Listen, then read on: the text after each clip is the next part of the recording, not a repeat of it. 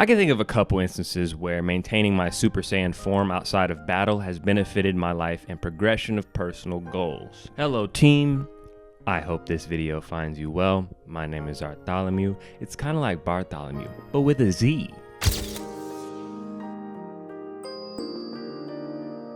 Today I'd like to touch on some philosophy, which, if you recall, is my approach to a lot of topics given that they never let me take psych. Originally, I was going to go over how this ideology made it easier for me to obtain two very important certifications, but as I researched further, I realized that I'm sworn to secrecy, and if I told you, they'd come get me. So we're going a different route. When I was in 7th grade, I had a basketball coach that didn't let us play basketball at all for the first maybe 10 or so practices, which was so confusing to me. Our first practice was spent running 40 laps around the gymnasium and into the hallway in 20 minutes or less. That was something I could not do.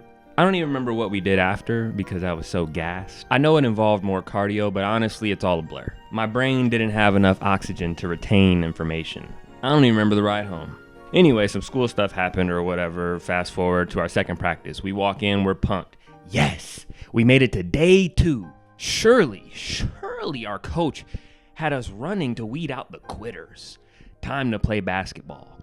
40 laps, 20 minutes. Then, I can't say this workout's name, but it's the one where you sprint from here to there, then back, and then go further. You know what it's called. I can't say it though. But you repeat until you get to the other end. And you do that for what feels like 100 more times. Then we run some more or something. I don't really recall what happened because it was bad. I can only remember the first 20 minutes, and when I try to recall the rest, it's like my brain has wiped that memory to protect me. But I do recall one of my teammates vomiting on the court. Brother, there should be no timeline where a 7th grader should be throwing up because of a workout that his coach made him do.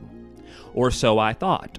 I thought it was very weird that all we ever did was run until failure. I thought it was evil of my coach to laugh when my teammate threw up. And I thought it was stupid to go to basketball practice where there is no basketball being played. Until the 10th practice. We come in early morning, 6 a.m., wiping the crust out of our eyes, expecting hell on earth yet again. 40 laps, 20 minutes. Coach didn't even have to say it at this point. Every practice up to this point consisted of this 40-lap warm-up, and even though I despised it, unlike the first day, I was able to do it. And not only was I able to do it, I was able to continue on after the 40 laps. 10 practices in, although it wasn't easy, it was doable. That was something I noticed but did not internalize. Then my coach said, "Do y'all boys know why I have y'all run every practice?" We're 11. Of course we don't. Divine retribution? Maybe? He says, so that you will be less tired than everyone else. I thought to myself, is this guy in his right mind? Spoiler alert. No. At the time, it meant nothing.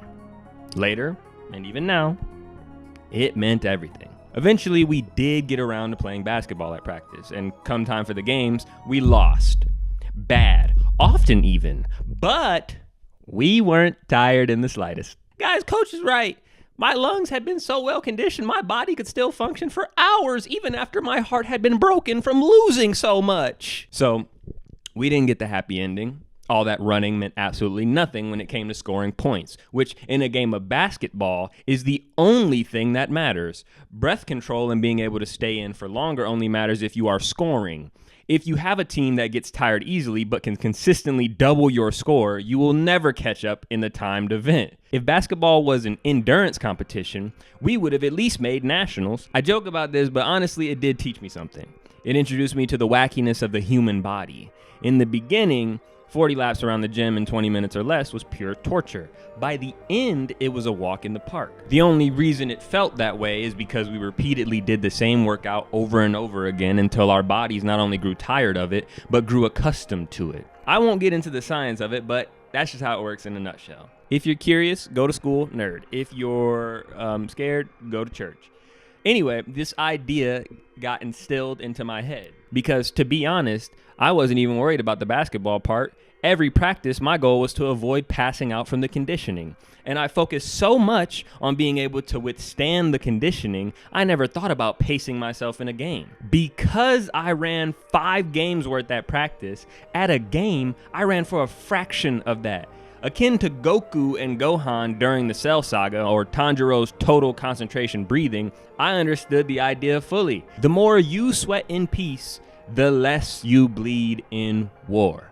In late 2018, I started playing SSBU with my friends, that's Super Smash Bros. Ultimate, who had been playing Smash their entire lives. SSBU was my first time playing one for more than 10 minutes. I don't know if you know what it's like to never win, but I'll tell you, it doesn't feel good. What does feel good is improving. Have I improved enough to say that I'm on the same level or an even match for them? Maybe Odwin, but it wasn't easy, nor did it happen overnight. I played on and off for years to be competent enough to play against them without it feeling so one-sided. But it took 200 hours of losing to the same person, playing the same character, attempting to meme me into the same 0 to death combo before I started teching. And it took another 200 hours to start taking more than one stock. But here's what's cool about that. I stand a better chance against the average player. It's the same idea. My goal was to beat people who have been playing for years. I can do that. So if I lose to someone who hasn't been playing for years or put in the same effort as me, I'm going to blame it on my age. The Shiunji Family Children, episode 7. Quote, I want to be so good I can bagel my opponents even when injured. For this to be remotely possible, one must not only out-practice the opponent in time, but in skill. Because the goal is no longer, I want to win, it's, I want to win without the opponent scoring at all.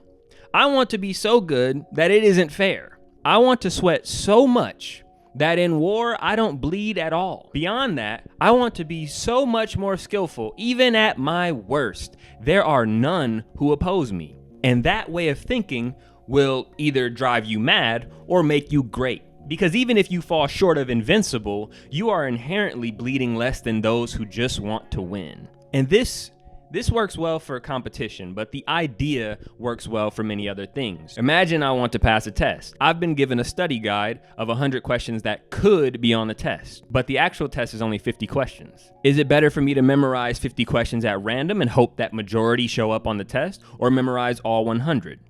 Right. Maybe if you like gambling, you'd choose the former. You are more likely to fail knowing less. That is the core of the analogy. The more prepared that I am, the easier the task. If I'm over-prepared, the task can never be anything I didn't already expect. However, if I'm just prepared, the task can be more than I expected. The idea is that I need to be ready for whatever. In theory, I can't overcome something I didn't anticipate as easily as I could if I practiced as if it would always happen. You ain't practiced for a week, you get ate by opponent. Laser dim 700, plain and simple. So my basketball era taught me that it's possible to practice until the task at hand is less of an obstacle and more like a routine. My SSBU era proved that the same mentality can be applied in many facets of life. You want to learn a new language? Immerse yourself in that language, turn your everyday phone language into that language, force yourself to be exposed to the language. You want to be able to run a marathon? Start by seeing how far you can get with your current build. And if you fall short, keep running. Because at a certain point, where you last fell short won't feel like it did when you first started. You want to make your opponents bleed? Learn what it takes to kill them in game. It's easy to get through the day with what you're comfortable with, but the more uncomfortable situations you endure, the less uncomfortable they become over time. You adapt. Whether it be physically, mentally, or both, what was once uncomfortable becomes your new comfortable. Going Super Saiyan once for a couple of minutes is cool, but being able to maintain a form that was once only sustainable for a couple of minutes is even cooler. Some things matter to me more than others. Sometimes I want to be so good at something, even at my worst, I'm better than most. And sometimes I just want to be good enough that I pose a threat. Nonetheless, whatever my goal is, I get to choose how much I feel like bleeding, and I always practice accordingly. This video's premise would segue well into how competition makes you better, but I'll save that for a later video. Maybe. I prefer this remain a standalone as a general approach or method to striving toward your goals. But I will say, I didn't peak Champ 1 in Rocket League by playing with people who were worse than me. I didn't become the threatening, uncaged wrath of Zon off pure muscle memory by giving up. And I didn't develop the confidence to buy the most expensive weapon on round 3 in Valorant by being afraid to lose. All of these competitive achievements made possible by the phrase, the more you sweat in peace, the less you bleed in war. If you enjoyed the video, please leave a like. If you want to see more, subscribe. Let me know in the comments what you think about the phrase. Has it worked for you? Has it not worked? Whatever. Wacky links in the description. Y'all be easy.